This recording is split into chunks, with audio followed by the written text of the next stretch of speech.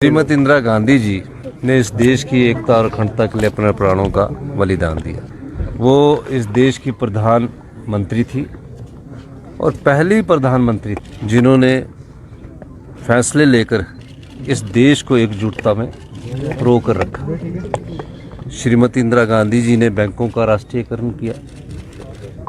श्रीमती इंदिरा गांधी जी ने जो बड़े बड़े जमींदार थे उस संबंध में कानून लाया, और जब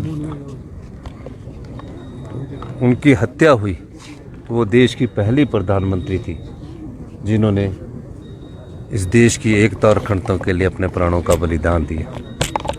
हत्या से पहले कुछ दिन पहले उन्होंने उड़ीसा में एक जनसभा में कहा था कि मेरे खून का एक एक कतरा भी अगर इस देश की एकता और अखंडता के लिए काम आए तो मैं हमेशा इस देश के लिए हमेशा अपनी जान देने के लिए भी तत्पर रहूँगी। ये उनका बलिदान है, और जो परिवर्तन आज हम इस देश में देख रहे हैं उनकी सोच, उनकी नीतियों के अनुसार है। Sir, Himachal Pradesh high court ने एक ऑर्डर किया है जिसमें दिल्ली के हिमाचल भवन को अटैच करने की बात की है एक हाइड्रो पावर कंपनी के केस में, जो अपफ्रंट मनी जमा ना किए जाने के बारे में।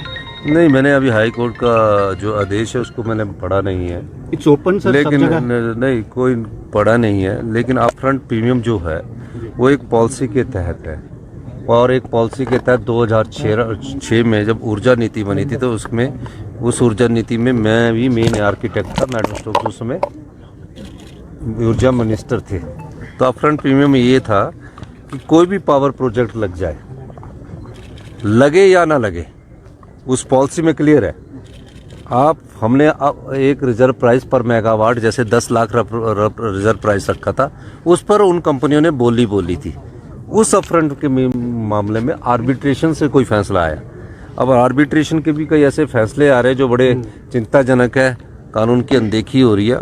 उसके खिलाफ हाई कोर्ट हमारी सरकार गई, और सरकार ने उसमें जो 64 करोड़ रुपये आर्बिट्रेशन का था वो जमा कराना था। उसके बारे में मैंने अभी जानकारी प्राप्त की है। मैंने कहा है कि आप मुझे बताइए क्योंकि, और इस प्रकार के आदेश अगर आए तो उसके बारे में हम अध्ययन करेंगे।